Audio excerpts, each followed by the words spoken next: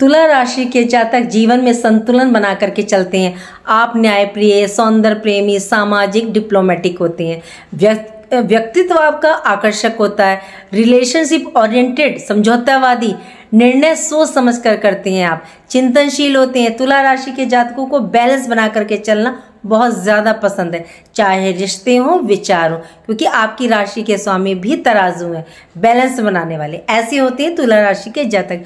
राधे राधे, मैं हूँ नीलू चौधरी। मेरे चैनल ग्रहों की माया में आपका स्वागत है। देखिए, ये जानकारी मैं आपको चंद्र राशि के आधार पर दे रही हूँ, क्योंकि जो भी मेन ट्रांजिट होते हैं, गोचर होते हैं, वो चंद्र राशि पर देखना चाहिए। और खास तौर से शनि, गुरु, राहु, केतु का तो चंद्र राशि पर देखना चाहिए, क्योंकि इनका जो राशि परिवर्तन होता है वो काफी टाइम बाद होता है और बहुत ही अहम गोचर होता है, इसलिए चंद्र राशि पर देखना चाहिए इसको, तो सटीक भविष्यवाणी बैठती है। चलिए सबसे पहले जानते हैं कि ग्रहों की क्या पोजीशन, स्थिति रहेगी। इस साल के बड़े ट्रांजिट में एक ट्रांजिट शनि का 29 मार्च को हुआ था। शनि आपके 6th हाउस में विराजमान है और तुला राशि के लिए ये कारक है। दूसरा बड़ा जो परिवर्तन हुआ वो गुरु बृहस्पति का हुआ 14 मई को आपके 9th हाउस में।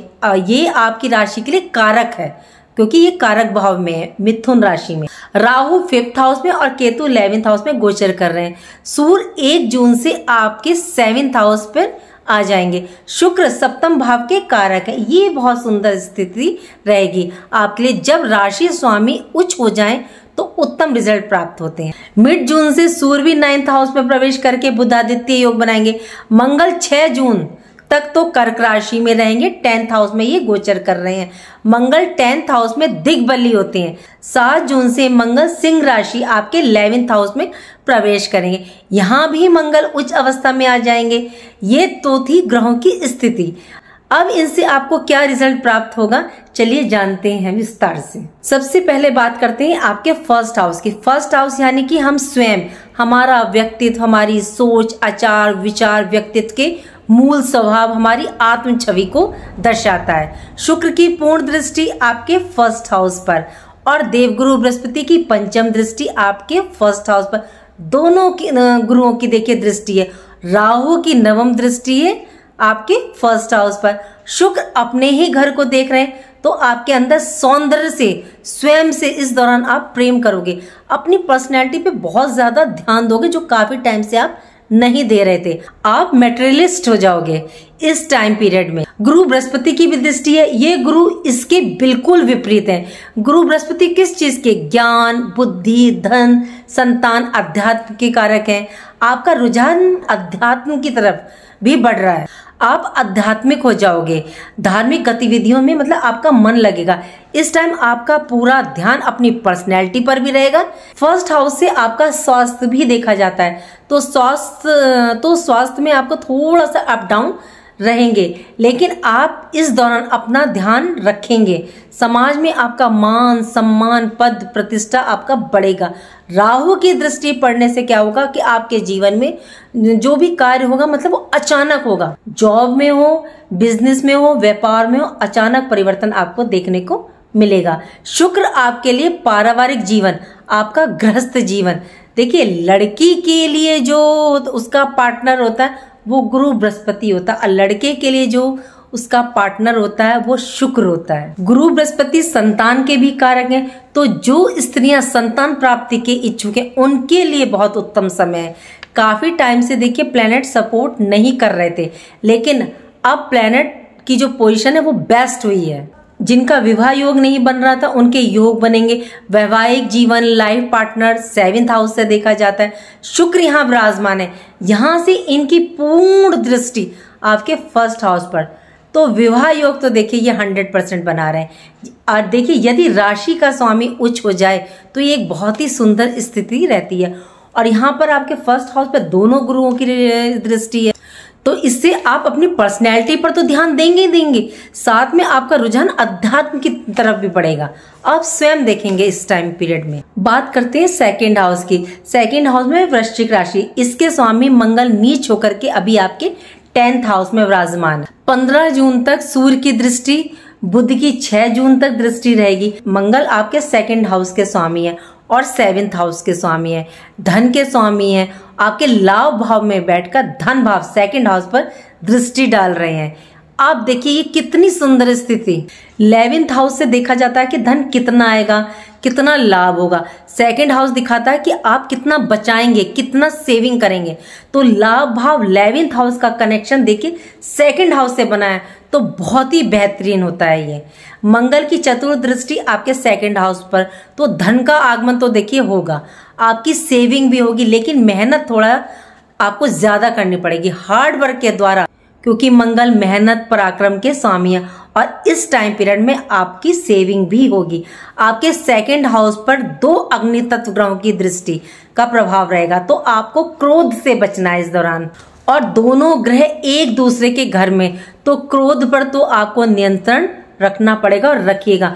वाणी भाव पर कंट्रोल रखिएगा। घर परिवार कुल कुटुंब में थोड़ा संयम बनाकर रखिएगा। खान पान पर विशेष ध्यान रखिएगा। हो सकता है वैसे आप शांत स्वभाव के हों, तुला राशि के जातक शांत स्वभाव के ही होते हैं, लेकिन सामने वाला कुछ ऐसी बात बोल देता है कि जो आपको गुस्सा आ जाए, क्योंकि दोनों ग्रह अग्नि तत्व में और दोनों ही क्रॉस कनेक्शन बना करके बैठे हैं एक दूसरे के घर में। तो ध्यान रख करके चलिएगा। धन भाव की दृष्टि से बहुत अच्छा है, दोनों कनेक्शन बहुत अच्छे हैं, लेकिन वाणी भाव पर थोड़ा सा गुस्से पर कंट्रोल रख के चलिएगा। बात करते हैं 3rd हाउस की। 3rd हाउस में धनु राशि, इसके स्वामी गुरु बृहस्पति आपके 9th हाउस में बैठकर पूर्ण दृष्टि आपके 3rd हाउस पर, अपने ही घर पर, बहुत ही बढ़िया। 3rd हाउस नेटवर्किंग, कम्युनिकेशन, मेहनत, पराक्रम, छोटी यात्राओं का, छोटे भाई बहनों का। और गुरु बृहस्पति अतिचारी अवस्था में है, तो ये जो भी रिजल्ट देंगे मतलब कि काफी तेज गति से देंगे, आपको बहुत तेजी से स्पीड से रिजल्ट देखने को मिलेंगे भी।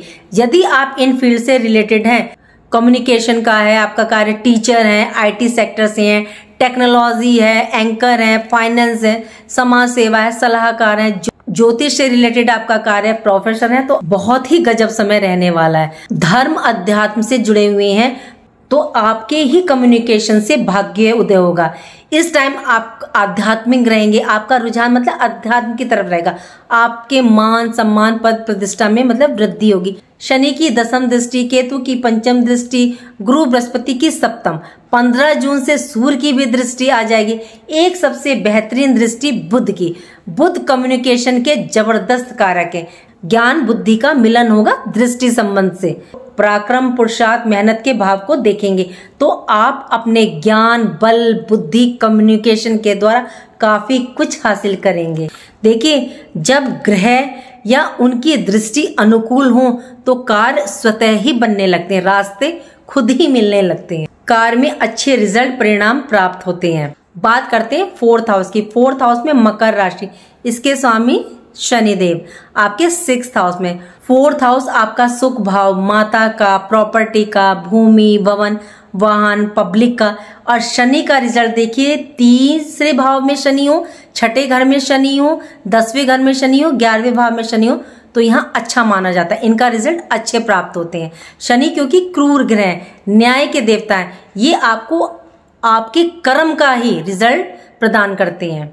शनि आपके 5th हाउस के भी स्वामी है और 6th हाउस में बैठ करके आपके कार्य में आ रही बाधाओं को ये दूर करेंगे। स्वास्थ्य में या शारीरिक कष्ट को लेकर के आप काफी टाइम से परेशान थे, तो अब आपकी ये समस्या दूर करेंगे। भूमि, भवन, वाहन का सुख तो देखिए ये आपको प्राप्त कर रहे हैं, लेकिन थोड़ा सा ध्यान आपको माता के स्वास्थ्य का रखना है कि उनको कोई कष्ट ना आए।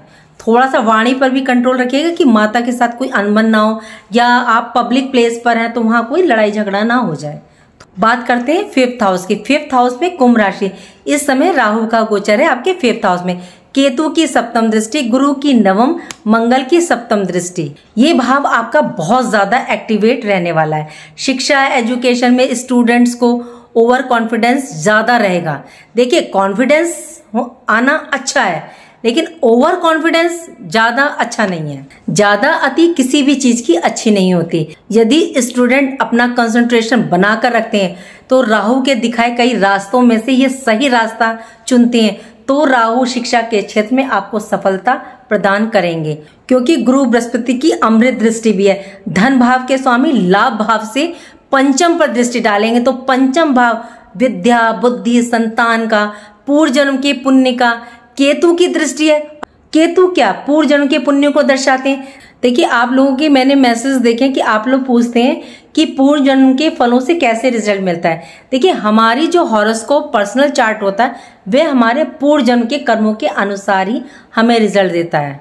खास तौर से केतु का संबंध 5th हाउस या 11th हाउस से बन जाए तो इसलिए तो कहा जाता है कि जो हमारी जन्म राशि होती है, जिस समय हमारा जन्म होता है, वो हमें हमारे प्रारब्ध के अनुसार मिलती है। मंगल आपके धन के वाणी के स्वामी है, तो आप वाणी के द्वारा काफी कुछ अर्जित करेंगे। राहु का कार्य है अचानक से आपको प्रदान करना। राहु आपको देने का काम करेंगे। राहु जैसा जुनून यदि आप में आ जाए कि मुझे ये कार्य करना है, तो आपको 100% रिजल्ट प्राप्त होंगे। वैसे भी राहु आपको थोड़ा सा क्रिएटिविटी की तरफ लेकर के जा रहे हैं। वैसे भी किसी सक्सेस सफलता को प्राप्त करने के लिए जुनून की आवश्यकता होती है। राहु यदि देने पर आ जाए, अकेले ही आपको काफी ऊंचाई तक लेकर के जा सकते हैं। स्टूडेंट्स के लिए काफी बेहतरीन समय, विदेश के लिए उत्तम समय। कोई एजुकेशन शिक्षा यदि आप प्राप्त करना चाह रहे हैं विदेश जाकर के, या कोई नया प्रोजेक्ट स्टार्ट करना चाहते हैं, तो बहुत ही अच्छा टाइम पीरियड है। शेयर मार्केट का भी भाव है, तो देखिए अगर आप ट्रेडिंग कर रहे हैं तो बहुत सोच समझ के कीजिएगा, क्योंकि ट्रेडिंग करने के लिए आपकी अपनी पर्सनल हॉरोस्कोप को भी देखना पड़ेगा कि उसमें राहु शुक्र चंद्र की क्या पोजीशन है। लेकिन यदि बात करें लॉन्ग टर्म की, तो लॉन्ग टर्म के लिए इन्वेस्ट आप कर सकते हैं। लॉन्ग टर्म इन्वेस्टमेंट बहुत अच्छा रहने वाला है, लेकिन ट्रेडिंग के लिए बहुत सोच समझ के कीजिए। बात करें 6th हाउस की, 6th हाउस में मीन राशि, इसमें शनिदेव विराजमान है। ये भाव किस चीज का? जॉब का, कंपटीशन का। तो जॉब का योग तो शनिदेव देखिए 100% बना रहे हैं। आप इस दौरान अप्लाई करिए, आपको रिजल्ट मिलेगा। 6th हाउस के स्वामी भाग्य भाव में, तो भाग्य तो आपका पूरा सपोर्ट करेगा। कोई कंपटीशन की तैयारी कर रहे हैं तो आप इस दौरान आप अपना 100% देंगे। शनि मेहनत कर्म मांगते हैं, रिजल्ट, लेकिन रिजल्ट ये पूरा देते हैं। आपको भी सक्सेस मिलेगी यदि आपने कर्म किया, मेहनत किया, काफी टाइम से आप तैयारी कर रहे हैं, तो 100% आपको भाग्य का सपोर्ट मिलेगा। शनिदेव आपको रिजल्ट देंगे। जॉब मिलने के पूरे चांसेस हैं। रोग ऋण शत्रु को देखे शनि यहाँ पे आपके समाप्त कर रहे हैं। बात करें 7th हाउस की, 7th हाउस में मेष राशि, यहाँ शुक्र विराजमान है। शुक्र मंगल की राशि में विराजमान है। मंगल 7 जून के बाद स्ट्रॉन्ग पोजीशन में आ जाएंगे। लाभ भाव में तो आपको लाभ अपनी इच्छा पूर्ति अपने लाइफ पार्टनर के द्वारा होगी, लेकिन शुक्र का मंगल के घर में होना अच्छा नहीं माना जाता। लेकिन मंगल की पोजीशन 7 जून के बाद स्ट्रांग हो रही है, तो मंगल खुशियों के कारक भी है। तो मैरिड लाइफ में, लव रिलेशन में कोई अनबन थी, मिसअंडरस्टैंडिंग थी, वाद विवाद था, तो वह देखिए दूर होगा। आपको आर्थिक लाभ, इच्छा पूर्ति आपकी ये पूर्ण करेंगे। केतु की भी दृष्टि है और केतु की 9वीं दृष्टि है 7th हाउस पर। यदि आपका पार्टनर इस टाइम अध्यात्म से जुड़कर रहेगा तो ये बेहतरीन रिजल्ट यहाँ पे प्रदान करेंगे। बात करें आपके 8th हाउस की, 8th हाउस में सूर्य वृषभ राशि में 15 जून तक, बुध 6 जून तक है। 8th हाउस किस चीज का? गुप्त ज्ञान, गुप्त धन का, गुप्त विद्याओं का। शुक्र इस भाव के स्वामी है। शुक्र का संबंध अष्टम से हो तो ये बहुत ही एक अच्छी स्थिति है। ससुराल पक्ष से आपको लाभ की प्राप्ति होगी, कोई धन प्राप्त हो जाए। 8th हाउस के स्वामी 7th हाउस में, तो लाइफ पार्टनर से आपको अचानक लाभ प्राप्त होगा। सूर्य बुध का 6 जून तक बुधादित्य योग बन रहा है। देखिए लेकिन सूर्य को अष्टम में 8th हाउस में अच्छा नहीं माना जाता। पिता के सुख से वो वंचित कर सकते हैं, या पिता से कोई अनबन हो सकती है, या दूरी बन सकती है, या आप उनसे दूर रह सकते हैं। कुछ ना कुछ कारण जरूर बनते हैं। लेकिन सूर्य जाते जाते अपनी ऊर्जा को छोड़ करके जाएंगे 8th हाउस में, आपके पाताल के घर में। ससुराल पक्ष से लाभ, अचानक धन, गुप्त ज्ञान की प्राप्ति, जो रिसर्च में है, एस्ट्रोलॉजी आर्कोलॉजी में है, स्पाई में है, उनके लिए बहुत अच्छा रिजल्ट है। शनि की 3री दृष्टि है, तो आयु में तो यहाँ देखिए आपके ये वृद्धि कर रहे हैं। बात करें 9th हाउस की, 9th हाउस में मिथुन राशि, यहाँ गुरु बृहस्पति विराजमान है। काल पुरुष की कुंडली में गुरु बृहस्पति का ये स्वयं का घर है। गुरु अपने ही घर में देखिए विराजमान है। बुध भी अपनी राशि मिथुन में प्रवेश करेंगे और मिड जून से सूर्य भी यहाँ पर आ जाएंगे। सूर्य बुध का योग बनेगा और बुधादित्य योग का निर्माण होगा और गुरु बृहस्पति अतिचारी रहेंगे। तो ये भाव 9th हाउस सबसे ज्यादा रिच रहने वाला है। इस महीने भाग में वृद्धि जबरदस्त आपको देखने को मिलेगी। इस टाइम आपको कोई ऐसा सीनियर मिले या कोई ऐसा गुरु मिले जो आपकी लाइफ में मतलब चेंज परिवर्तन लाएंगे। वो चेंज आपको जॉब में भी देखने को मिल सकता है, बिजनेस में भी देखने को मिल सकता है, लाइफ में भी हो सकता है। पिता के साथ संबंध सुधरेंगे। बृहस्पति बुध, बृहस्पति ज्ञान बुद्धि के कारक कौन है? बुध। जब ये दोनों एक साथ आएंगे तो आपको काफी बेहतरीन रिजल्ट देखने को मिलेंगे। हाई एजुकेशन की दृष्टि से या जॉब में अच्छा रिजल्ट आपको प्राप्त होगा। देखिए जून में स्टूडेंट्स के लिए बहुत अच्छा टाइम है। अगर आप कहीं बाहर जाना चाहते हैं या कोई ऐसी कोचिंग इंस्टीट्यूट में आप एडमिशन लेना चाहते हैं जहां आप नहीं ले पा रहे थे, तो उसके बहुत अच्छे योग बन रहे हैं।